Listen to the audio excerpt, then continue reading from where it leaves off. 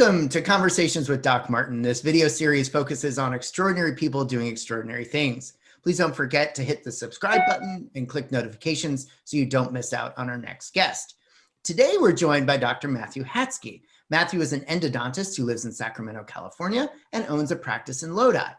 Prior to following his parents' footsteps in dentistry, Matt played soccer at Santa Clara University and was later drafted by the LA Galaxy of Major League Soccer.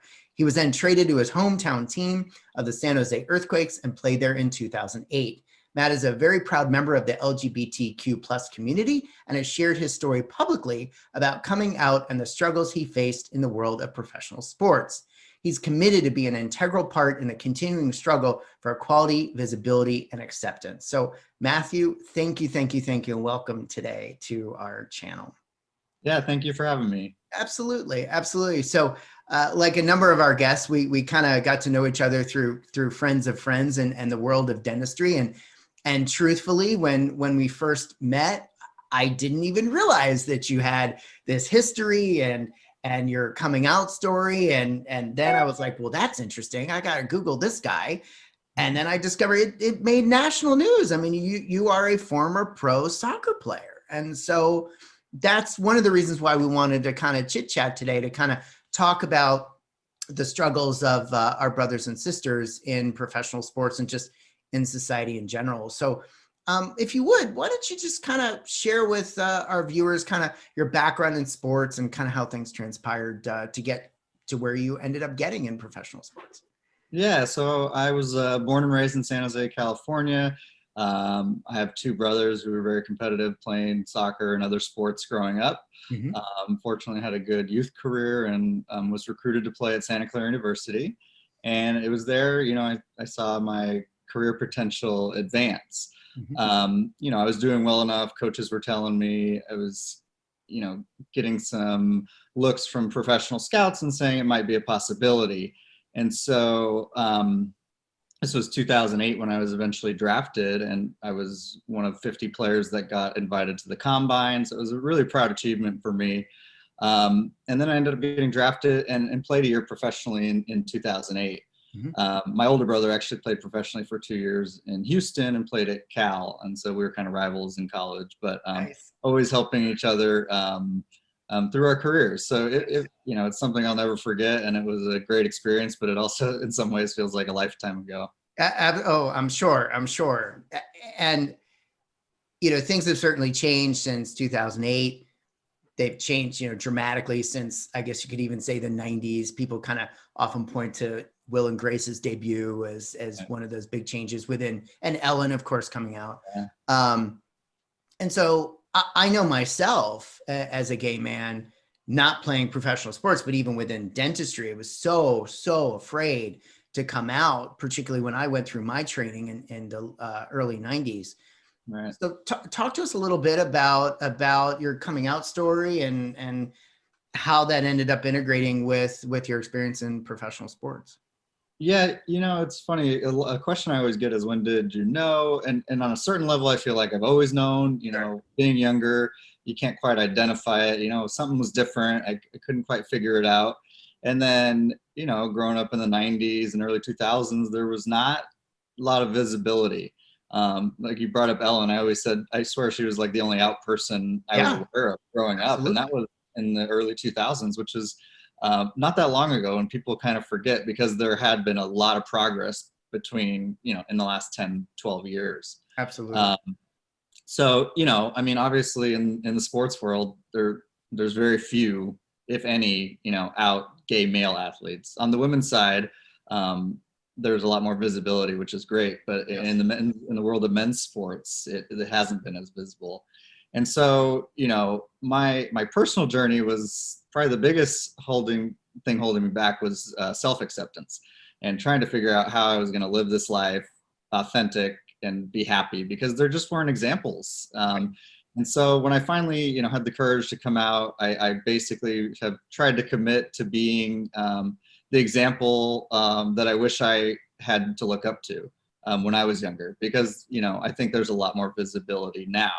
And I even continue that in the world of dentistry. You know, I want young LGBTQ plus community kids to know they can do whatever they want. It doesn't have to be professional sports. It doesn't have to be dentistry. But, you know, I think it's a responsibility for us who are fortunate to have, you know, supportive people in safe environments to be visible and kind of present that, you know, to be your authentic self, and you can do what you want. Sure, sure. And there's, you know, on this channel, we talk a lot about positivity and mindset. And I had never thought of this before, but something that kind of struck me here is that, you know, everybody's going through their own struggles.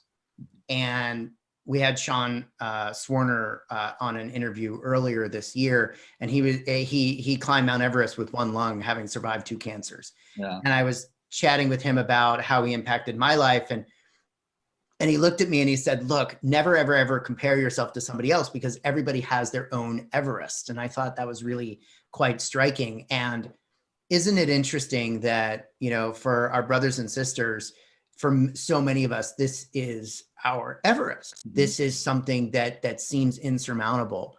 Right. While at the same time, it's the human condition, because we always feel like we're less than, we you know, we right. don't know how we measure up and those kind of things. So tell us a little bit about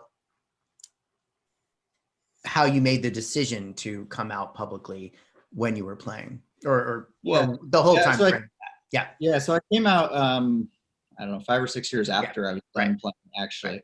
Kind of partly because that was my own personal journey. Sure. And a big motivating factor, there was actually a professional soccer player, male, Robbie Rogers, who came out. Mm-hmm. I kind of at that point felt like, finally, I'm not alone. There's someone like me, you know, and that's why it's important to have, you know, these out people in all walks of life, because it's going to be that one person you identify with, you click with.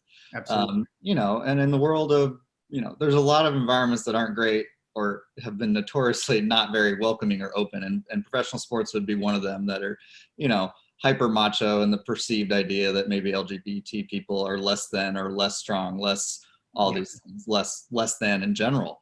And so, you know, kind of getting from that to the journey of self-acceptance, and then seeing this other example and being like, wow, if he can do it, you know, I can do it. And so it started small. It started with, you know, coming out to a few people, and then my family, and then figuring out kind of what level of out is I'm comfortable with.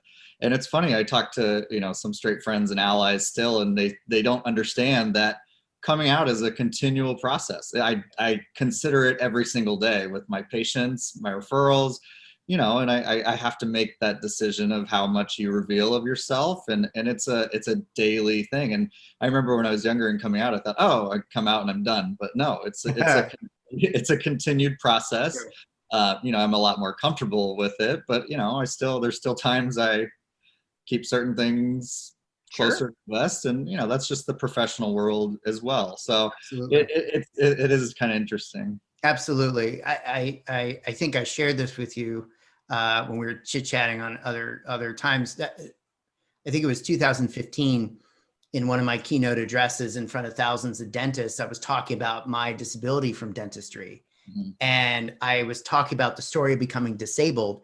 And I mentioned, you know, Michael in my lecture, and people took time out of their lives to write an evaluation that was inappropriate, where my colleagues all the time talk about their wives and why is that okay, but this isn't. And it's not like I was up there talking about him. I was just talking about my disablement journey, and that's what people heard. And so through these common journeys, I've thought about my own journey and talked to other people. Can you share with us maybe some of the things that you were afraid about that didn't come to fruition, that you realized, oh, that wasn't a big deal after all? Yeah, I think probably the number one would be rejection by family and friends. Mm-hmm. And it's kind of this irrational thing. It was irrational in my mind, because even if there's like a 0.001% chance of it happening, I mean, that can be such a obstacle to overcome. Sure. You know, I consider myself pretty lucky. I would say I almost have 100% positivity and support, and have not even heard comments that you got in terms of that. And I know that's very few and far between. And I know it causes fractures, a lot of relationships with families and friends. And so I'm very fortunate in that way. And so I kind of feel like obligated and to help continuing being visible and to just continue to move us forward. Absolutely. And So, yeah, kudos to you too, because there was no reason for you to come out publicly. Right. And my own personal opinion, and you said it as well, it's everybody's personal journey. And I don't believe that the community at large should force anybody out of the closet until they're ready. But you made the conscious choice to do so. Right.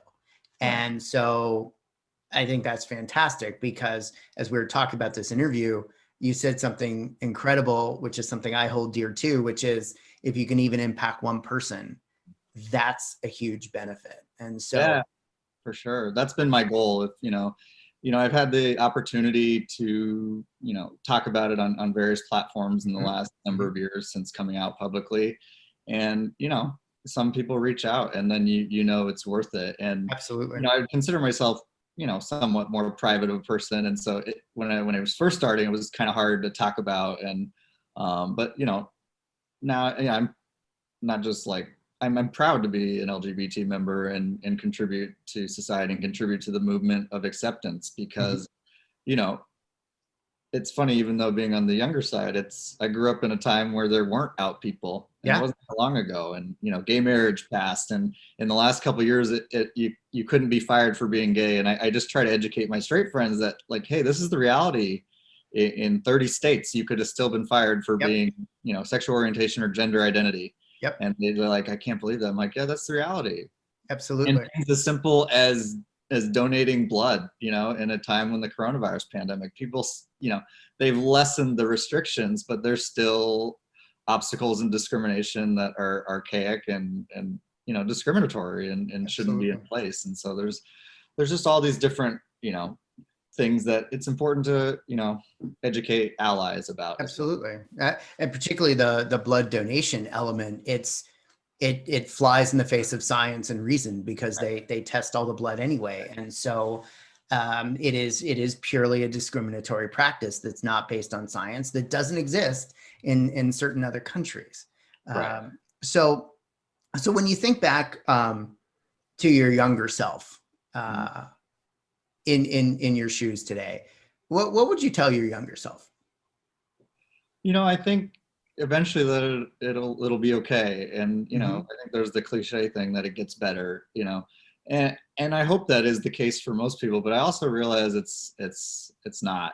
Right. People really struggle and lose all contact and support systems. And so, to continue to just appreciate what I have, my life's not perfect. It's been a challenge. Even, relationships with families never soured, but, learning to understand and for them to really understand what I went through or still go through. I don't think, unless you are seeing it day to day, you can't understand it unless you've gone through it. So I think, the message to myself is, stick with it. You can do what you want. Unfortunately, I had the support of family and friends that always supported me in that way, even before knowing I was gay. But especially now, I mean, every time I do something talking about it, I get a lot of support, which is motivating. Absolutely. Absolutely. And particularly in the world of professional sports, I guess I'm going to ask almost the same question, but in a different way. So if you were talking to a young male, female, doesn't matter, who is struggling with their identity or their sexuality, that is in professional sports or thinking about professional sports or collegiate sports, what would you say to those people? Yeah, I mean, in a way, I've always thought the person who's eventually going to be the out professional star is going to be someone who's been out kind of from their teenage years, not a big announcement, because that's kind of a hard thing to do. But I hope any way it could happen, I'd be happy. Yeah. But I am hopeful that the younger generations, the teens nowadays, see members, have friends that are LGBTQ plus members in the community. One of my good friends is a youth soccer coach, and I got to do a talk with him, so his kids can see that. And, it's just, I think slowly, society changed but the next generation are going to be the ones who make it easier. And now there are examples of men and women and anyone in all sports who've been out publicly. I came out publicly on outsports.com because Yes. that's where kind of resonated with me. It was about athletes of all levels, high school, college, and beyond. And so I think having areas where they can see themselves and other people like them who have come before them to know it's possible. And I got to think it's in the grand scheme of things, it's trending in the right direction. Sure. There's going to be incidents that are negative or bad, but I think it's becoming more ripe for the opportunity for someone to do it. Absolutely. Yeah. No, I think that's really insightful, and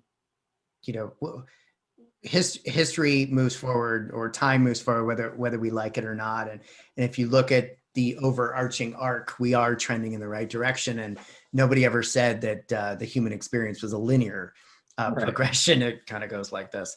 But yes.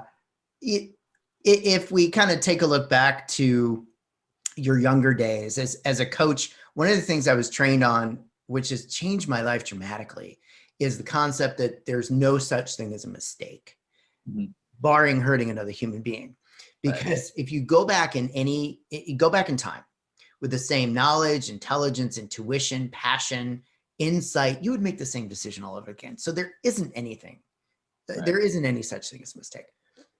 However, I am curious, if you take a look back into your career, can you share with us a moment or two where you felt like, looking back, I had a different choice at the time. Maybe I could have gone a different direction.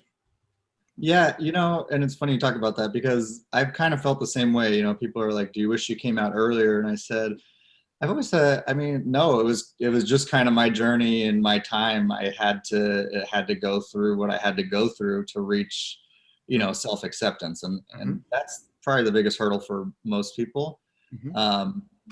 But yeah, so I don't really have regrets about when or how it happened. I was later in life till I came out to my family. I was 27, Oh, okay.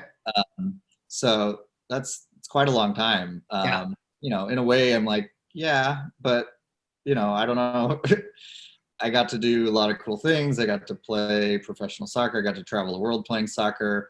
So it was all kind of contributed to how things worked out. So, like you said, barring hurting anyone, but yeah. I would not say I have any real regrets about how things have transpired and how things have gone since. It's kind of funny when I try to think about my life pre-coming out. It's almost like a little blurrier. My life is clearer and I remember a lot more than from before. It's a lot to emotionally take on and be alone with for a long time. And so I don't know, the memories from before aren't as clear. Right. Exactly. Yeah. Exactly. And talk about, feeling emotionally alone and isolated. If hopefully we have some athletes watching this interview today that may not necessarily be out yet. And so what would you say to an athlete today that isn't out, that is afraid and doesn't know what to do and is just kind of stuck in that emotional, scary place? What would you say to them? Yeah, I would say, first, you have to have a strong network around you. So make sure you have the support of friends or family, whoever chosen family are, because it could be challenging. That's for sure. And then the other thing is, there are examples of out athletes now in most sports. And, like Outsports is good about publishing people's email addresses or their, social media accounts to potentially reach out to and, kind of build the network and control the narrative. Because I think part of the thing is losing control. And I don't want to feel out of control. And so if you do it on your terms, you get to control the narrative and how it comes out, because no one wants to be outed, as we've talked about. But absolutely. Controlling the narrative as best you can and supporting yourself with the right support group. That sounds great. And so you talked about life before coming out, life after coming out. And so what are some of the things to give our younger viewers or our closeted athletes hope? What about your life post coming out you talked about clarity. So there's that. But what other things do you kind of look to about, life is pretty good now that I'm kind of living my true self? I think, I mean, there's a physical weight that comes off your shoulders. There's a levity to life. Life is going to be challenging no matter what. This is just one aspect that's challenging. Buying a practice this year has stressed me out and challenged me, and brings back some feelings of anxieties that I used to have. And so you just kind of learn to roll with the punches the more you experience and the more you go through. But I think ultimately the weight off your shoulders is probably one of the more amazing things.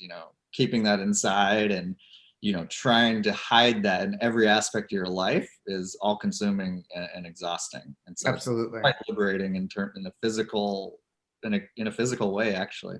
It's true. And I'm even thinking of myself, because 30 seconds ago, 2 minutes ago, as we were chatting, I was listening to the words that were coming out of your mouth, and I was thinking to myself, holy smokes, I never in a million years would have ever even considered talking about myself, let alone interviewing, a brother that has gone through a similar journey, but in a different way. And so I am very thankful for how society has changed. We do have a long way to go. There's so many problems and so many issues out there, gender identity in our trans community. And so there's so much work that we have to do. And we can't take our foot off the gas in being visible and being there for our brothers and sisters, while at the same time, I do believe that we need to honor all of the sacrifices that have come before us and kind of where we are today. And that was one of the reasons why I thought it would be so amazing to chat with you today. So I really appreciate your time. Well, I mean, it's definitely so important. I'm not the first or the most public, but I'm so grateful to the generations before who had to put up with a lot worse. I'm grateful the time I grew up in, and I hope it continues to improve so that each generation has it easier. I think coming to terms with sexual orientation and gender identity is always going to be a challenge, because it's not the majority, it's not the norm. Yep. And so there's always going to be a challenge in that, kind of regardless of the situation. But if we can continue to make it a better environment and show examples of happy people, like you talked about, the sitcoms, they used to, gays were portrayed as these caricatures, and in one particular way.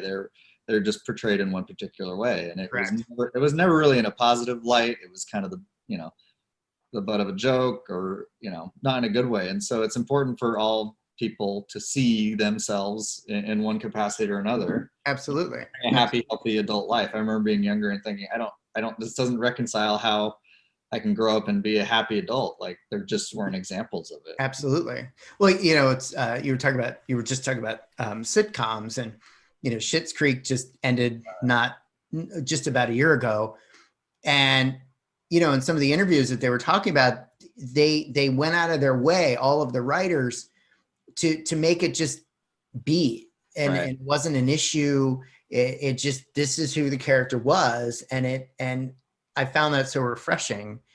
And I didn't even realize it, because I'm a huge fan of the show. I thought it was amazing.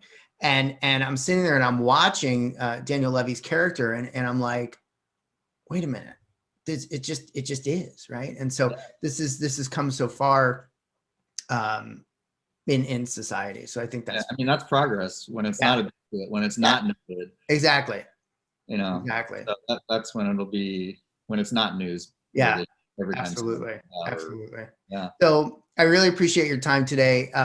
Any closing thoughts that you would like to share? As we mentioned earlier, if we can help just one person, if you had that one person sitting in front of you, any closing thoughts for our viewers?